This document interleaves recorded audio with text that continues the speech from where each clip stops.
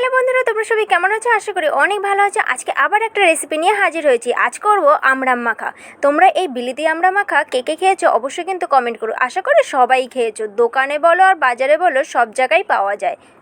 আমড়া, ধনেপাতা আর কাঁচা লঙ্কা ভালো করে ধুয়ে এরপরে আমড়াগুলো ছাল ছাড়িয়ে নেব। আগে যখন আমরা স্কুলে যেতাম তাও ফেরার পথে আমড়া মাখা, কামরাঙ্গা মাখা খেতে খুব ভালোবাসতাম। তখন তো দোকান থেকে কিনেই খেতাম, মানে ভ্যানালা কাকুদের কাছ থেকে কিনে নিতাম।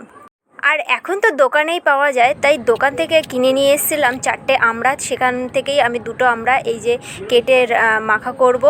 পূর্ণ কিন্তু দোকানের মতন হবে। দেখতে পাচ্ছ আমড়াগুলোকে লম্বা লম্বা করে কেটে নিয়েছি। এরকমই কাটে কিনা অবশ্যই কিন্তু কমেন্ট করে জানিও।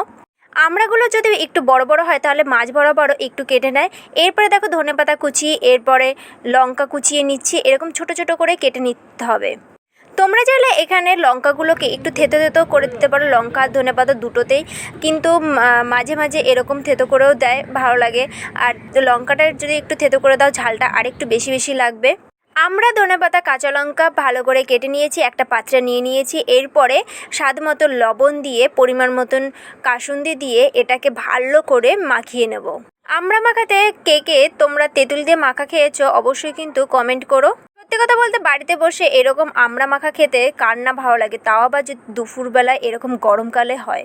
আমড়া মাখার শর্ট ভিডিওটাই আমি আগেই আপলোড করে দিয়েছি, তোমরা চাইলে ওখান থেকেও দেখে নিতে পারো। আজকের এই রেসিপিটি তোমাদের কাছে কেমন লাগলো অবশ্যই কিন্তু কমেন্ট করো। ভালো লাগলে আমার চ্যানেলটিকে সাবস্ক্রাইব করে যেও, আর লাইক কমেন্ট শেয়ার করতে ভুলে যেও না।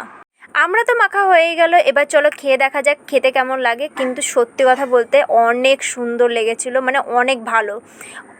আমি এখানে 2টো আমড়া মাখা করেছি, আবার এতটা ভালো লেগেছে এই আমড়া মাখাটা খাওয়ার পরে আমি ওই 2টো আমড়া আবারও মাখিয়ে করে খেয়েছি। আমাদের এখানে এই বড় ধরনের আমড়াগুলোকে বলা হয় বিলিতি আমড়া। তোমাদের কি বলা হয় অবশ্যই কিন্তু কমেন্ট করো। আর এদিকে আমার ছোটো ভাই এই আমড়া মাখা খাওয়ার জন্য ছটফট করছে। তো আজকের জন্য টাটা।